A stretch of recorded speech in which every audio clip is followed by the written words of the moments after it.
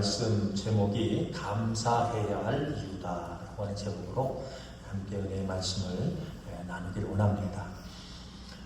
오늘 말씀은 이사야서 42장 1절로 4절 그 말씀이 여호와의 종의 노래라라고 합니다. 그래서 오늘 이 그 여호와의 종의 노래 가운데 이스라엘 그 백성들이 이제 바벨론에 이제 포로로 잡혀갔어요. 바벨론에 포로로 잡혀갔습니다. 전쟁의 포로로, 그것도 그 나라에 포로로 잡혀간다라고 하는 그 사실이 얼마나 괴로워요, 그죠? 그저 고국에 살아도 힘든데, 인생이라고 하는 게 힘든데, 그것도 그저 적국에, 그것도 전쟁 포로로 잡혀가서 거기서 생활을 한다. 이거는 말할 수 없는 그런 갈등이고 고통이죠. 여러분, 포로 생활을 이제 1년하고 2년하고 10년하고 20년하고 30년, 40년, 50년 계속 시간이 흘러갑니다. 자, 그들이 포로 생활을 하면서 언제나 하나님께서 우리에게 은혜를 주셔서 다시 이 포로 생활에서 해방받아서 고국에 돌아갈까. 아마 이것이 큰 그들의 소망이었을 거예요. 자, 그런데 여러분, 시간이 가는데 그들의 마음대로, 뜻대로 일이 되지가 않은 거예요. 그래서 시간이 흘러가면 흘러갈수록 그들이 하나님 앞에 가졌던 그런 소망들이 점점 사라지기를 시작합니다.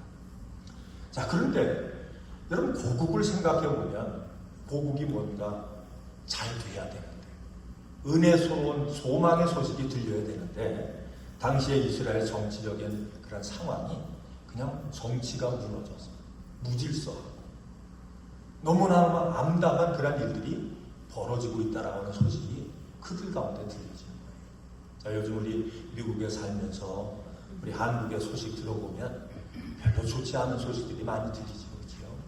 경제나 정치나 우리가 또 종교나 여러 가지로 사회적으로 여러분 때로는 마음에 근심이 되는 그런 소식들이 자꾸 들려오는 걸 봐요. 또 여러분 달러도 보니까 달러 값이 요즘 보니까 1,470원이고 넘어간다. 근데 이게 IMF 때 1,500원도 넘어가고 이렇게 하는데, 경제적으로 보면 달러가 여러분 1,400, 1,500 넘어가면 이게 경제적으로, 나라적으로 굉장히 큰 어려움이 온다. 이런 얘기를 해요. 그 경제적으로 우리가 들려오는 그런 소식도 어떻게 보면 희망적인 그런 소식을 들려오지 않고, 이처럼 당시에 여러분 이스라엘 나라에서 들려오는 그런 소식들이 암울한 소식이 들려오는 거예요. 포로 생활을 하는데 믿음도 여러분 흔들리고 뭔가 영적으로도 타락하고 있다. 이런 소식을 들으면서 그들 마음속에, 포로 생활하는 사람들 마음속에 이런 마음이 드는 거예요. 하나님이 혹시 우리를 버리신 건 아닐까? 하나님이 혹시 우리를 잊으신 건 아닐까?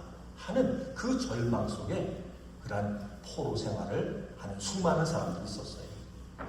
여러분, 그때 하나님께서 말씀을 하세요. 상한 갈대를 꺾지 아니하며 꺼져가는 등불도 끄지 아니한다. 여러분, 어둠 속에서 희미해진 이스라엘을 향해서 하나님이 그들에게 소망을 주세요. 다시 회복의 약속의 말씀을 주세요. 어떻게 보면 오늘 이 본문 말씀은 여러분 궁극적으로 예수님의 그 마음을 여기서 보여주는데, 예수님의 온유한 마음, 끝까지 포기하지 아니하시고 끝까지 우리를 지키시고 우리를 붙잡아 주시는 그 예수님의 그 마음을 여러분 예언한 그런 말씀의 내용이 오늘 이 본문의 말씀이에요.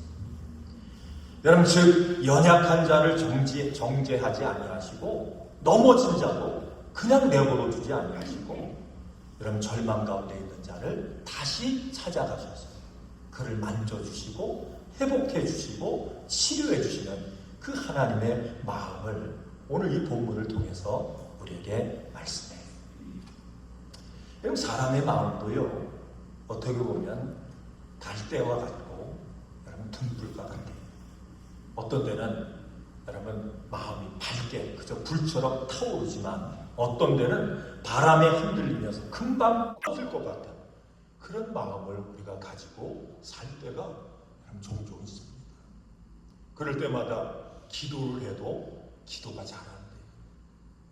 그저 기도한다고 무릎을 꿇는데 여러분 생각만 잡다한 생각만 왔다 갔다 하지 기도가 잘 되지 않을 때가 있어요.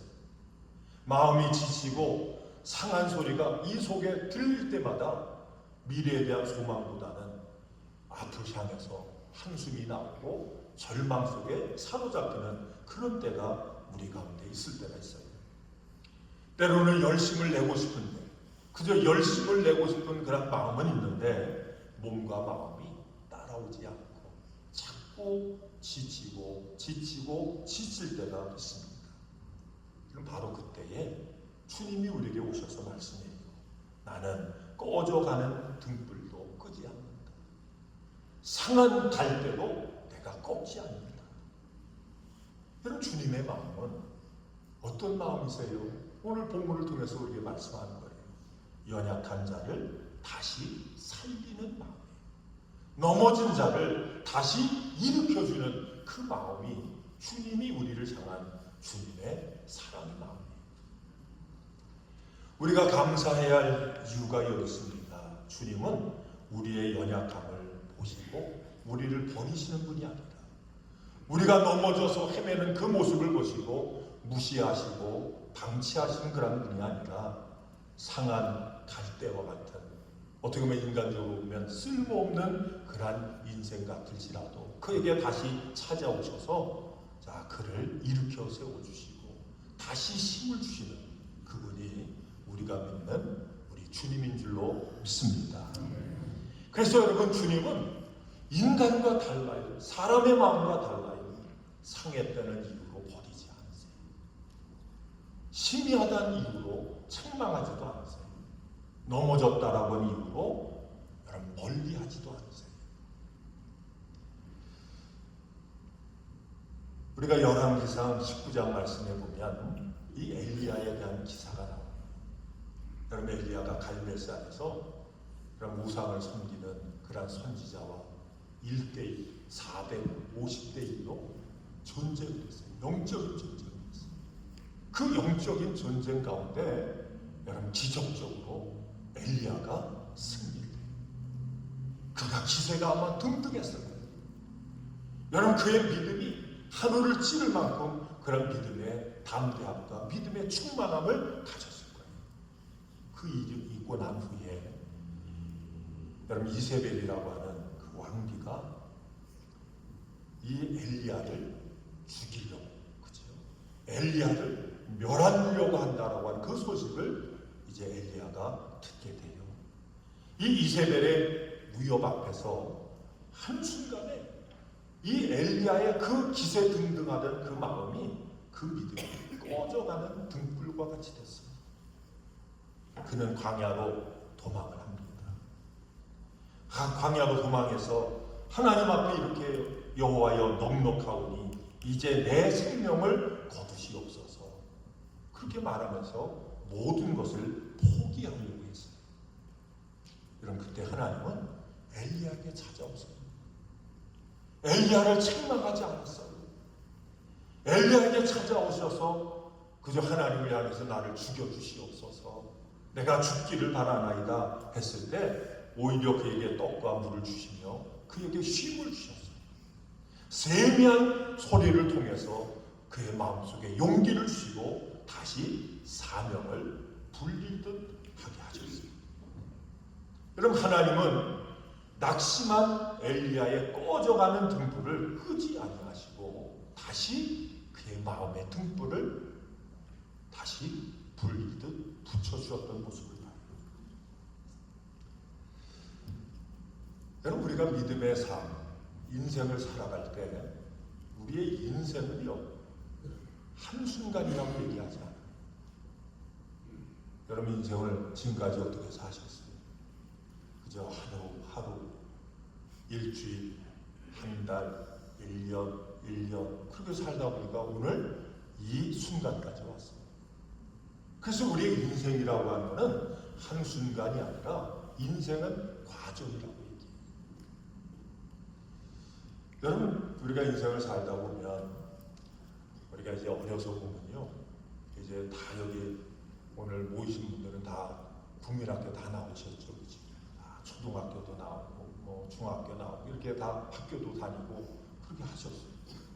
참 학교 들어가기 전까지는, 국민학교 들어가기 전까지는 그냥 집에서 엄마 아빠 기대도 받고 할아버지 할머니한테 사랑도 받고 이쁘다고 칭찬도 받고 금이야 오기야, 자 그렇게 하면서 자라서 나이가 먹어서 학교 들어가면요, 학교에서는 집안하고 전혀 분위기가 달라요. 그치? 집에서는 왕자고 공주님인데 학교 가니까 뭐예요? 줄을 세워요. 예전에 여러분 국민학교 들어갈 때 생각이 나세요? 그때는 왜 그런지 여기다가 이름표 하나 달고 그 이름표 밑에다가 뭘 달았지?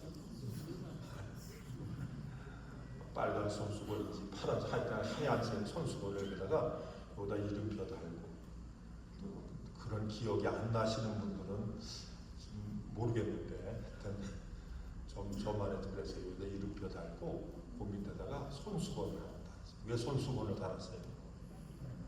이놈의 두 굴에서요 뭐가 들락날락 하는 거예요.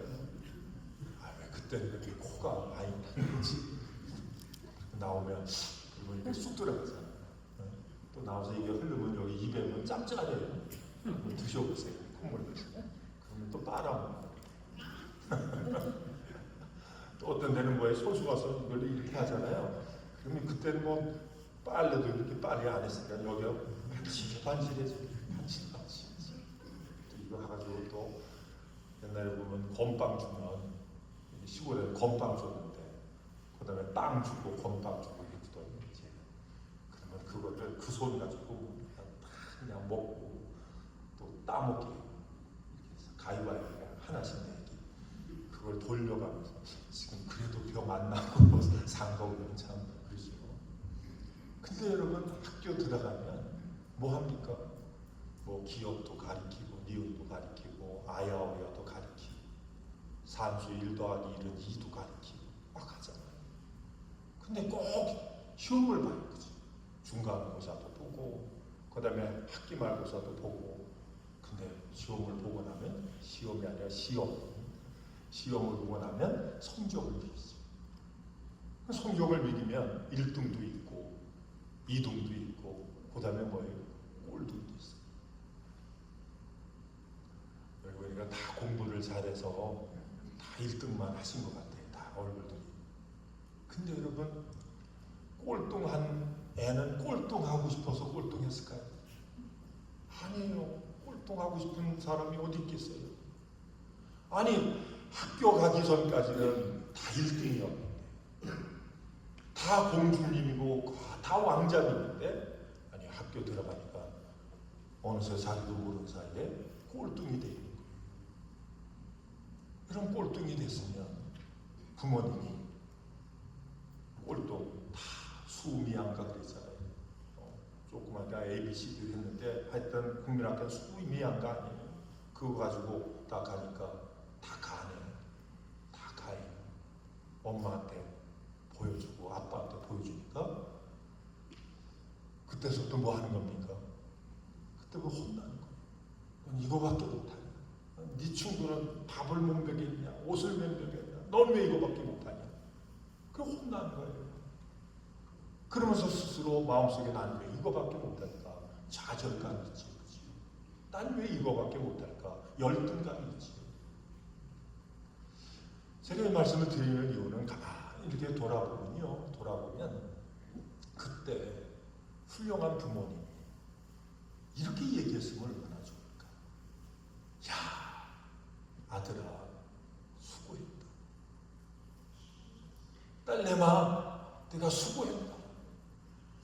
야, 나 그 꼴등하기 얼마나 힘든데. 꼴등하고 얼마나 힘드냐. 마음이 얼마나 힘들어. 그치? 엄마가 볼 때 너는 수고했어. 너무 애썼어. 조금만 더 노력하면 이제 50명 가운데 50등 아니라 49등도 할 수 있어. 힘내. 그거밖에 안 돼서 노력해서 그만큼 했으니까 엄마 아빠가 뭐라고 안 할게. 내가 보니까 너는 할 수 있어. 이렇게 얘기하면 얼마나 좋을까요? 그죠? 갖다 놓으면 뭐라고 얘기해요? 딱 얘기하면 밥을 뭐 이렇겠냐, 옷을 안 줬냐, 뭘 안 줬냐, 손바닥 내모내라 그래가지고 혼나고 매망하잖아요. 여러분, 우리 인생을 가만히 이게 과정이라고 하면, 아니 국민학교 때 꼴등했다고 인생에도 꼴등하나요? 여러분, 국민학교 때 1등 했다고 인생 가운데도 1등 하나요?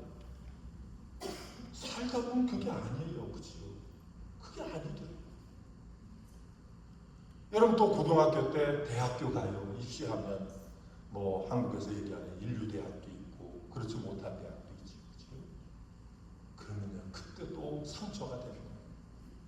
인류대학 가면 부모들이 야, 쟤는 인류대학 갔으니까 인생 가운데도 승리할 거라고, 성공할 거라고. 여러분, 그런데 여러분 그런가요? 여러분 그런가요? 우리가 오늘 이 말씀을 통해서 보면 우리의 인생이라고 하는 게 뭐냐? 이게 과정이에요. 우리 신앙생활도 뭐예요? 이게 과정이에요. 근데 그 과정 속에 어떤 때는요, 꼴등할 수도 있어요. 어떤 때는 1등할 수도 있어요. 어떤 때는 넘어질 수도 있어요. 어떤 때는 씩씩하게 달려갈 수도 있어요. 이런 일, 저런 일이 있어요.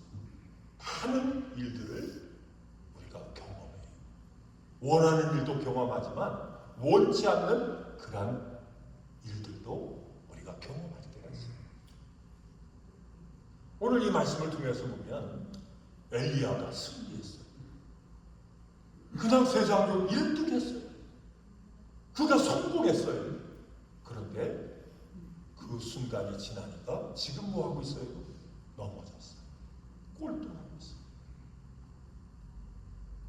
근데 하나님은 1등 했을 때, 야, 잘했다, 막 칭찬하고 꼴등할 때는 너 그래, 버려두는 게 아니라 1등 할 때는 1등 할 대로 찾아오셔서 그에게 용기를 주시고, 그가 넘어져서 꼴등할 때는 꼴등할 대로 하나님은 어떻게 해요? 찾아와 주셔서 그에게 용기를 주시는 그분이 누굽니까?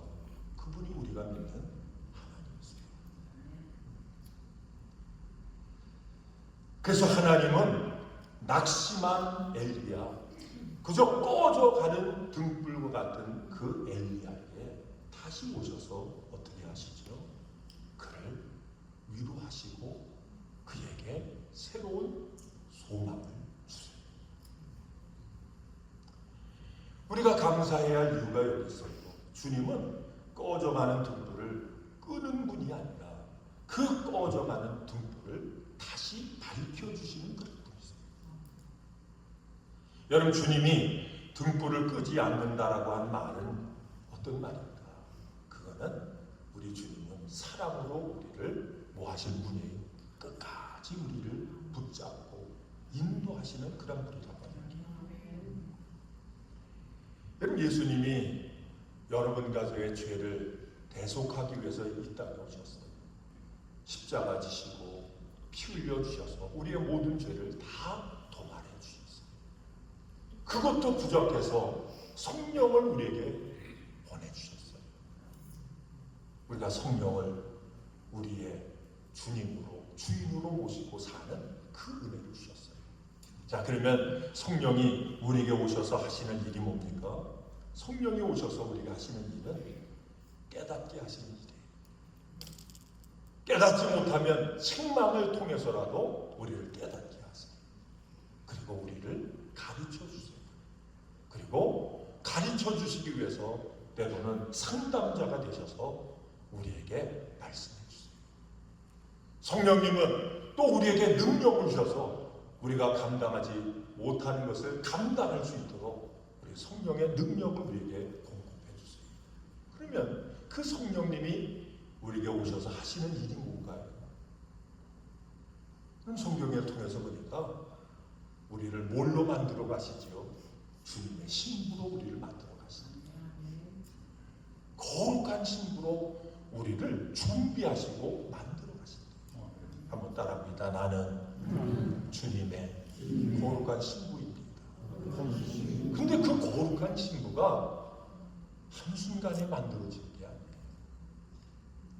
우리가 주님이 말씀하시는 성경이 우리에게 얘기하는 선한 행실을 통해서, 선한 삶을 살아가는 걸 통해서 우리가 주님의 신부로 만들어진다. 여러분과 저를 하늘나라의 왕같은 제사장으로 우리를 만들어 가신대요. 누가요? 성령님이 우리와 함께 하셨어요. 이게 과정이라고 한 얘기예요. 그 과정을 살아갈 때 말씀을 통해서 보니까 때로는 우리에게 필요한 것이 있어요. 우리가 상한 갈대가 돼서 그런 어려움과 고난이 우리에게 뭐가 될 수 있어요? 거룩한 신부가 되어가는 일에 약이 되고 그게 능력이 될 수 있다. 때로는 넘어지는 것이, 넘어져서 그 가운데 한숨 쉬고 그 가운데 고민하는 것이 하늘나라의 왕같은 제사장으로 우리가 준비되어 가는 일에 반드시 필요할 수 있다고 합니다. 그래서 성경은 말씀해요. 뭐라고 말씀하죠? 범사에 감사하라. 감사함으로 받으면 뭐 할 것이 없어요? 버릴 것이 없대요.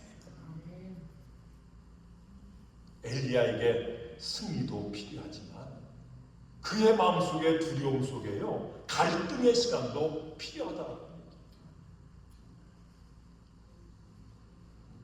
여러분, 요한복음 4장에 사마리아 여인에 대한 그런 말씀이 있어요. 사마리아 여인은 사람들에게 외면받고 어떻게 보면 인간관계 속에서 실패한 그런 인생을 사는 여인이 바로 사마리아 여인. 여러분, 오죽했으면 한낮에, 대낮에, 뜨거운 시간에 뭘 길러 갑니까? 묵을 길러 가요. 여러분, 그 시간은 대부분의 사람들이 뭐예요? 중동에는 대낮에 뭘 하냐면 잠을 잔대요.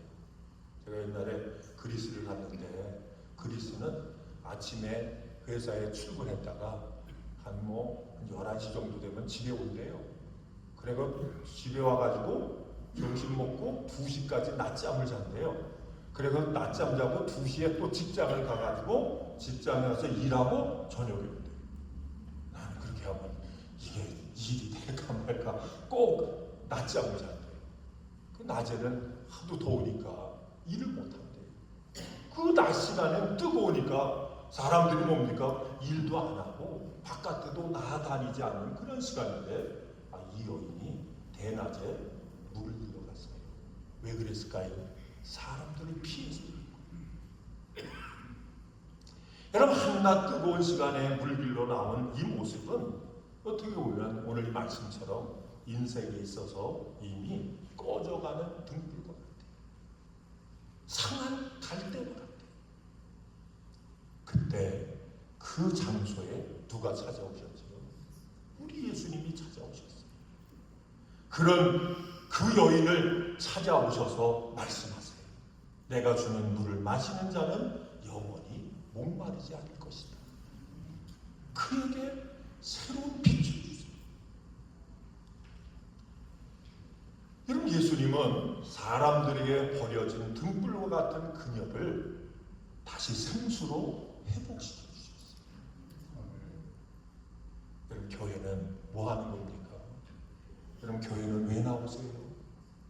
우리에게 생수를 공급하시고 우리에게 꺼져가는 그 붓에 다시 빛을 주시고 불을 주시는 예수 만나는 것이 바로 이 장소인 줄로 믿습니다. 예배 때마다 예수 만날 수 있기를 주의 이름으로 축원을 드립니다. 예수 만나야 우리에게 소망이 있는 줄로 믿습니다. 여러분, 결국 그 여인은 자기가 회복이 됐어요. 예수님을 만나니까 회복이 됐어요. 그랬더니 이제는 사람을 피해 다니는 여인이 아니라 어떻게 하지요?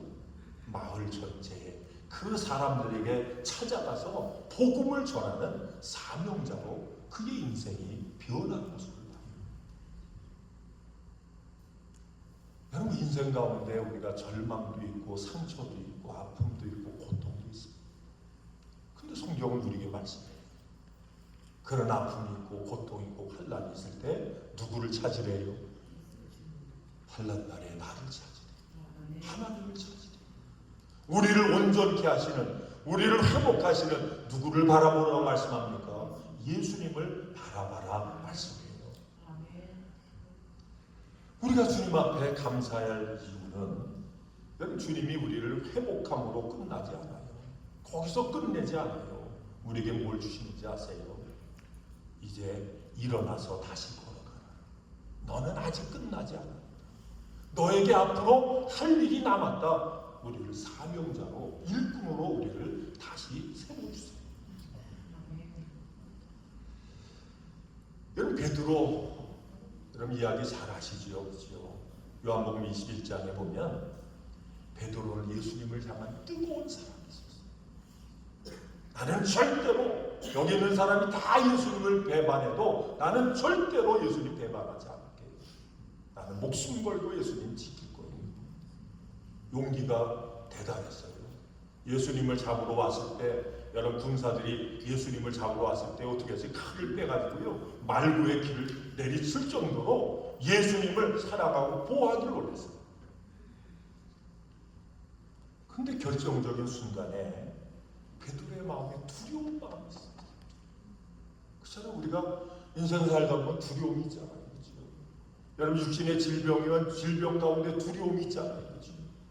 여러분 때로는 비즈니스 하다 보면요, 물질에 대한 두려움이 있잖아요. 그렇죠? 혹시 잘못되면 어떡할까? 이런 두려움이 있잖아요. 그렇죠?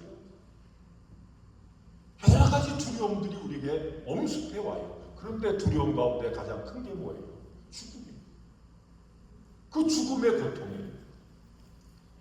그 결정적인 순간에 두려움 앞에서 이 베드로가 예수님을 어떻게 합니까? 3번 부인해요.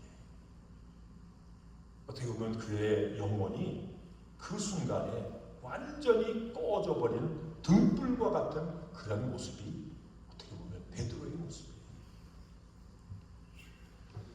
그러나 부활하신 예수님이 그를 찾아오셨어요. 찾아오셔서 그를 책망하지 않아요. 갈릴리 바닷가 조용한 곳에 찾아오셨어요. 다 실망해서 이제는 나는 끝났다. 여러분 다시 어부로 돌아갔어요. 그 어부의 일을 하는 그곳을 찾아오셔서 예수님이 다른 얘기하지 마세요. 너 왜 약속 안 지켰어? 내가 그렇게 남자야? 남자 대장부가 한번 말을 했으면 그 약속을 지켜야지. 어떻게 네 말로 네가 스스로 말해놓고 그렇게 나를 부인하고, 그것도 부인도 어떻게 했어요? 저주하면서까지 부인할 수, 책망하지 않았어요. 주님이 찾아오셔서 이 얘기만 합니다. 내가 나를 사랑하니? 내가 나를 사랑하니? 내가 나를 사랑하니? 여러분, 이 3가지 사랑하느냐고 하는 이 이야기를 베드로에게 말씀하신 후에 주님이 어떻게 하셨어요? 다시 그에게 사명을 맡기셨어요.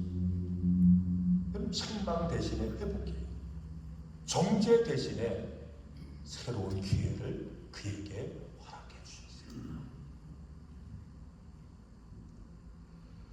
오늘 이 본문 말씀을 통해서 보면 우리가 감사해야 할 이유가 여기 있어요. 하나님의 눈과 사람의 눈은 달라요. 하나님의 판단과 사람의 판단은 달라요. 하나님이 우리를 생각하시는 것과 사람이 생각하는 건 달라요. 우리가 고난이 왔을 때, 어려움이 왔을 때, 우리의 인생 가운데 내가 상처가 돼서 이제는 상한 때가 돼서 나는 더 이상 소망이 없지 라고 했을 그 시간에 오늘 성경은 우리에게 말씀해요. 누가 우리 가운데 오세요? 예수님이 우리 가운데 오세요. 예수님이 우리 가운데 찾아오세요. 우리에게 오셔서 말씀하세요.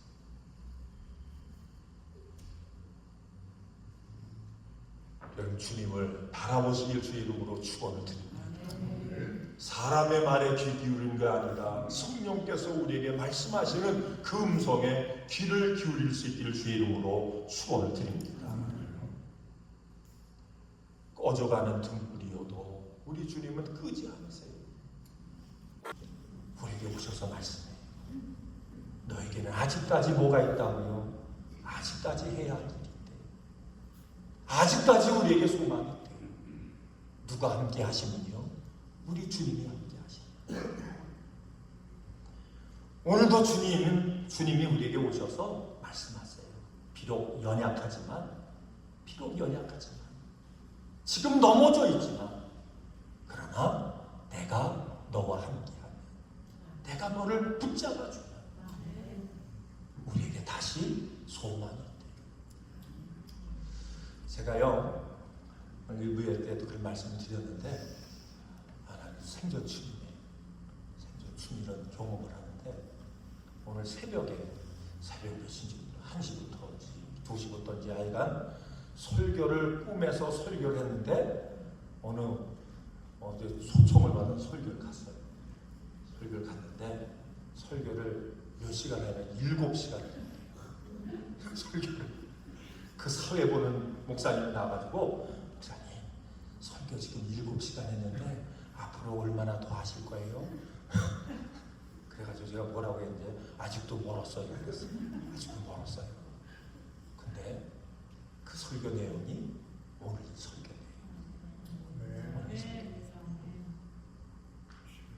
왜 7시간 하고 10시간 설교 계속 못 알아듣는 거예요? 사람들이 많이 꽉 모였는데 못 알아듣는 거예요. 못 알아들으니까 뭐 할 때까지? 알아들을 때까지 해야지. 알아들을 때. 그래가지고 7시간 했는데 7시간 간 것도 몰랐어요, 저는. 근데 사회학 목사님 7시간 지났는데 앞으로 얼마나 더 하실 거예요? 그래가지고 제가 알아들을까 할 건데 앞으로 몇 시간을 더 해야 될지 모르겠습니다. 여러분, 뭐 때문에 고민하세요? 여러분, 꼴등한 것 때문에 고민하세요? 내가 실패한 것 때문에 고민하세요? 넘어진 것 때문에 고민하세요? 다른 사람이 여러분 가지고 뭐라고 얘기하는 것 때문에 좌절하고 고민하고 내 인생은 끝났다라고 그렇게 생각하세요? 우리 주님이 말씀하세요. 우리의 신앙은 뭐 하는 겁니까? 만들어져가는 거예요. 그 만들어져가기 위해서는, 주님의 신부로 우리가 세워지기 위해서는 때로는 뭣도 필요하지요? 실패도 필요해요. 꼴찌하는 경험도 필요해요. 승리하는 경험도 필요해요. 모든 것이 필요해요. 그래서 그 모든 것이 로마서 8장 말씀처럼 협력하면, 그지요? 협력하면 우리를 하나님이 기뻐하는 사람으로 우리가 만들어지죠. 근데 만들어지려면 말씀이에요. 오늘 말씀의 제목이 뭐예요? 감사해야 될 이유가 있는 거예요. 그 고통 속에서도 감사해야 될 그 이유가 있어요. 하나님의 뜻이 있어요. 하나님의 계획이 있어요. 우리가 그것을 붙잡으면 우리는 모든 것이 뭡니까? 나에게 축복이고, 나에게 기쁨이고, 나에게 감사해요. 오늘 준 말씀이에요. 이제는 틀렸어. 포로 생활 가운데 이제는 하나님은 우리를 버리셨다. 뭐예요? 하나님이 기다리시는 이유를 알지 못할 때 그들이 생각하는 생각. 그런데 그곳에 누가 찾아오셨어요? 주님이 찾아오셨어요. 아니야, 너에게는 아직도 소망이 있어. 내가 너를 존귀한 자로 세우기 위해서 이것도 뭐예요? 필요해요. 주의 음성이 들려지기를 주의 이름으로 축원을 드립니다. 그래서 우리가 순간순간 모든 범사에 믿음으로 주님을 바라보시고 주의 은혜 가운데 붙잡혀서 우리 주님 앞에 서는 날 어떤 사람이 되자고요? 그래, 내가 기뻐하는 신부야. 내가 너를 보니 너무 마음에 기쁘다. 이렇게 거룩한 신부로 그렇게 세워지는 여러분과 제가 될 수 있기를 주의 이름으로 축원을 드립니다. 기도하겠습니다. 하나님 감사합니다. 오늘도